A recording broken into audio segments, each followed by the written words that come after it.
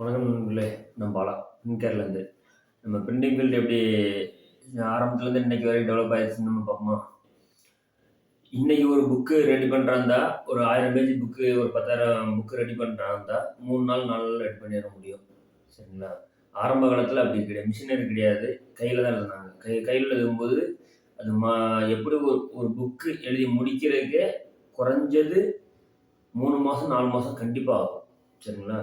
அதுவும் அது வந்து மேக்ஸிமம் அந்த டைம் வந்து சயின்ஸ் சம்மந்தப்பட்ட புக்கு, அ திருப்பி பைபிளு இதுதான் அதிகமா எழுதப்பட்டது, அந்த காலத்தில. இது பிரிண்டிங் ஃபீல்டு வந்து முதல்ல மிஷின் உருவானது வந்து ஸ்டார்ட்டிங் வந்து ஜெர்மன்ல தான் உருவாக்கப்பட்டது. பாருங்க.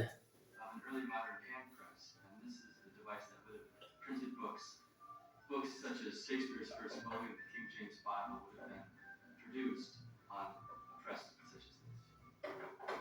This is a working model, and it's about 1/3 or a quarter size of what a press would have been back in that era. So the beginning of the printing process begins with setting type. And I'm taking individual pieces of type, which have letters at the end of them, and setting it in my composing stick to create words and sentences. The type I'm using today is all put into one case here, but a compositor working in the early modern times would have had two cases, one for uppercase letters and one for lowercase letters, and that's where we get terms uppercase and lowercase.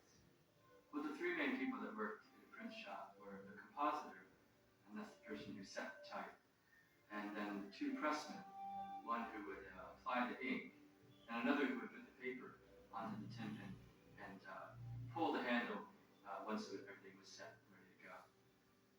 Once the compositor has filled the stick with several sentences, he'll move that to a galley and tie that type up, and then fill the stick again. Once there's a page worth of material, the type is moved from the galley to what we call a form. So I've just inserted a form.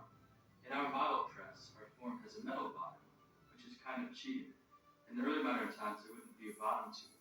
It'd be more like a frame that's tightened around the type, and the different sort of furniture that holds the type together. So the next step is to apply the ink to the type. What I'm using is an ink roller.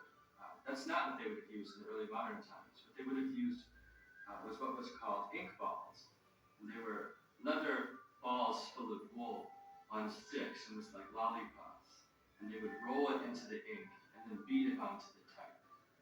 Early modern ink was made from soot or lampblack, and it was mixed with an oil such as linseed oil. So two people operated the press. The first applied ink, while the second put paper onto the tympan and got ready to pull the handle. So the paper was put onto the tympan. Small nails hold it on.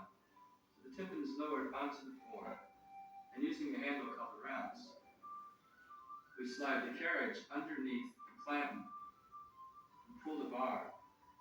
And the bar is going to push the clanton down onto the tympan, which pushes the paper onto the type, and it makes the impression.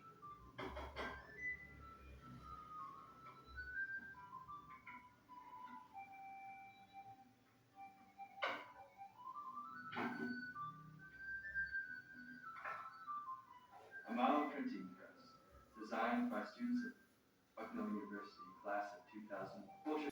இது வந்து book கண்டுபிடிக்கிறதுக்கு முன்னாடி, நம்ம machinery கண்டுபிடிக்கிறதுக்கு முன்னாடி கையில் எழுதின புக்குகள். Technology இன்னைக்கு இருக்க டெக்னாலஜி அன்னைக்கு இல்லை. And copied page by page.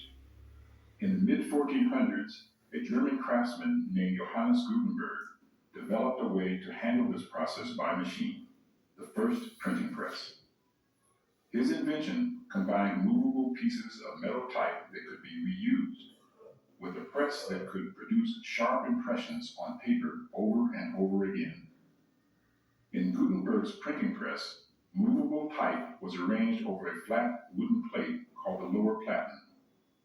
Ink was applied to the type, and a sheet of paper was laid on top. An upper platen was brought down to meet the lower platen. The two plates pressed the paper and type together, creating sharp images on the paper. This kind of wooden printing press could print about 250 sheets per hour. The printing press made it possible to produce books and other texts quickly, accurately, and less expensively, which allowed them to be produced in greater numbers. Before the printing press, books belonged primarily to the upper classes.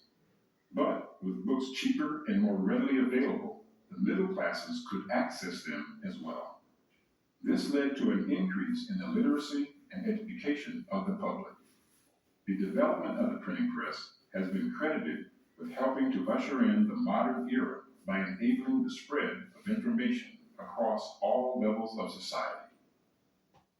The printing press has gone through many alterations and improvements in the centuries since its creation. Today, newspapers commonly use a method called offset printing.